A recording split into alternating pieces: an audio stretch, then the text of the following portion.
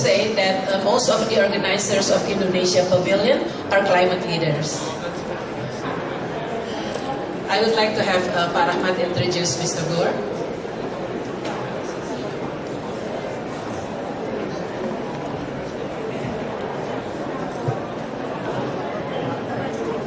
Ladies and gentlemen, friends, it is a great honor not to introduce because everybody knows who he is, just to welcome my friend, our friend, here in this pavilion. I know that we are giving us a great honor because in this pavilion for you is just a side trip, because I know you've been there for 2,000 people just across the street and you spend time there. Thank you for being here. So our friend Al Gore is, I would say, number one is the inspiration of the world to save the world against the threat of climate change. And it is convenient that we have this inconvenient truth made by you. And as today, you are one of the more tireless voice fighting for climate change awareness and a passionate proponent of the renewable energy.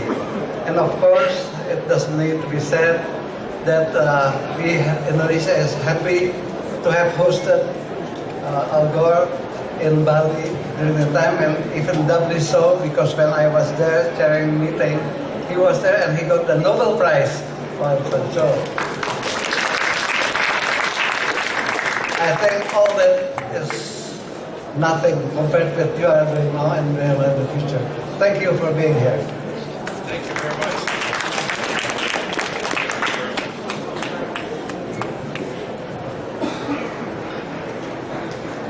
Thank you very much, ladies and gentlemen. It really is an honor to visit the Indonesia Pavilion.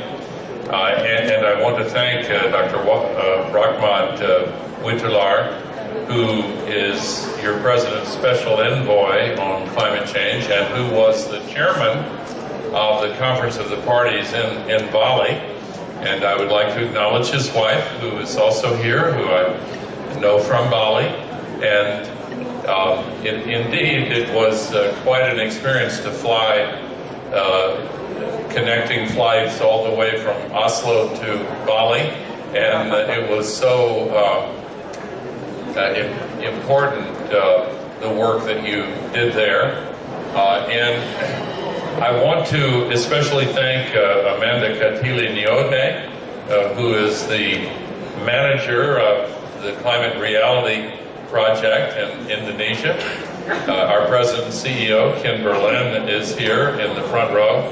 And Amanda has been one of the most effective and certainly the hardest working manager for climate reality in countries around the world. I certainly appreciate that. We had a wonderful 3-day training in Jakarta, and then I was so impressed, Amanda, that in almost every subsequent training, no matter where it was in the world, there were Indonesians who came to the training. I wonder, we are here all the way in Paris, which is a long way from Indonesia, but I would like to see a show of hands. How many climate leaders are here in this group? Wow, look at all those hands, and all the hands in back. Also, thank you very much for what you are doing. I also want to acknowledge Dr. Agus Justianto, Senior Advisor to the Minister. Thank you very much, Doctor. And I'm glad we have a standing room only here in the pavilion. I'm honored that you would invite me to speak. And I just made a speech, and I feel like I should not repeat myself. But I will simply say that we really have only 3 questions to answer now about the climate crisis. The first one is, do we really have to change? And of course, the scientists have long since told us yes, but now Mother Nature is telling us, yes, we have to change, and the voice from nature is much more powerful than the voice of the scientific community. And in every part of the world, the people in all walks of life are noticing, and how could they not notice, that the world they grew up in and the world described to them by their parents and grandparents is now very different compared to what it was decades ago, or even a few years ago. And of course the issues of continuing to rely on fossil fuels and the land use issues, and including the unsustainable conversion of peat forests to these palm plantations, really these changes have to be made. And I'm grateful that we are now seeing, partly due to the leadership here and the work of the climate leaders and so many of you, we are seeing Indonesian business leaders and civil society leaders helping to bring about the beginnings of very meaningful change in the sustainable management of natural resources, and I thank you for that. But we do see in these extreme weather events and the fires and the smoke that shuts down airports and affects neighboring countries, we do see the answer to the question, yes, we really must change. So the answer to that first question, must we change, is very, very clear now. Just as importantly, the second question is, can we change? And fortunately, the development of new forms of affordable solar electricity and wind power and battery storage and efficiency improvements, and not only sustainable forestry, but sustainable agriculture and sustainable fisheries, we now have the ability available to us to bring about the changes that are necessary. And the third and final question after must we change and can we change is, will we change? And of course that's the answer to that question is up to us. And the answer, I predict, will come very loudly and clearly at the end of this week from here in Paris, partly because of the Indonesians. I want to encourage those of you who are in the negotiations to make sure that there are no impasses, to make sure that the language that results is as strong and effective as we all know it has to be. So I'm counting on you. I will close as I began with an expression of thanks to each and every one of you for the work you're doing. A word of personal thanks for your generosity in inviting me to come here and the warmth with which you have welcomed me. And I will remind you in closing of a very powerful truth that I have learned is very true. And that is, for any who doubt that our world has the political will to make these changes, we must always remember that political will is itself a renewable resource. Thank you very much for having me here today. Thank you very much, Mr. Gore.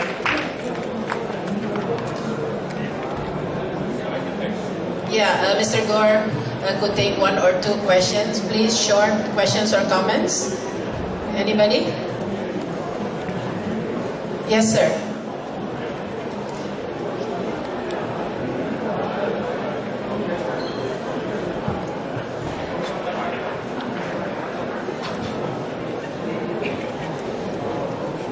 Mr. Gore, how do you think the world community as itself can best cooperate on climate change? Should we focus on ambitious goals or focus more on things that we can all agree to? We should all agree to ambitious goals.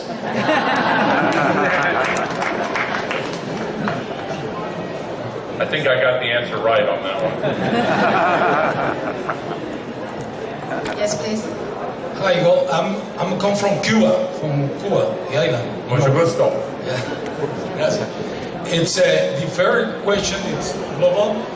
How do you think that should to take the global economy in order to really protect the economy, and in the topic mainly on the consumption, how will should change are we like consumers in order to really protect the environment? And second, when you will go to Cuba? We need you now in Cuba. Gracias.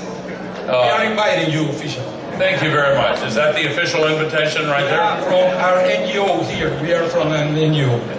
Gracias. I would love to visit Cuba. I don't have plans at present to come, but perhaps we could do a climate reality training in Cuba at some point in the future.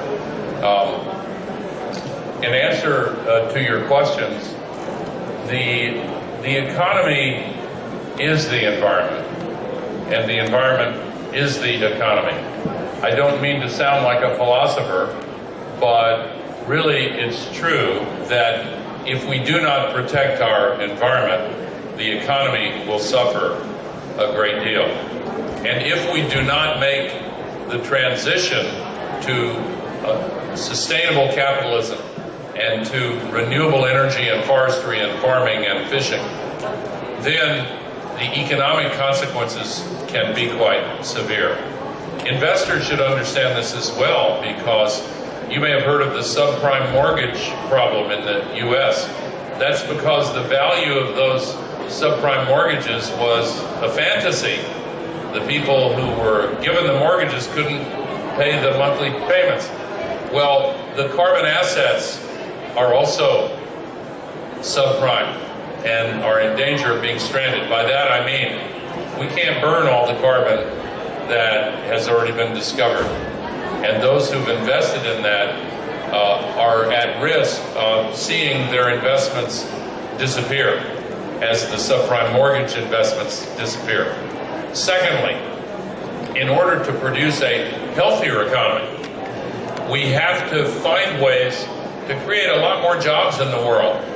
There are many new forces in the global economy, which you've seen in Indonesia, which we've seen in the U.S., and many countries are experiencing, where the new forms of automation that include artificial intelligence are actually making some of the jobs that paid good incomes in the past less available. And so we need new jobs for people that pay good wages. And we need a global project that will put tens of millions of people to work. Well, I have such a global project. We need to retrofit buildings to make them more efficient and to reduce the emissions of greenhouse gases. We need to replace the windows with better windows. We need to replace the lights with LEDs. We need to have better insulation. We need to plant more trees.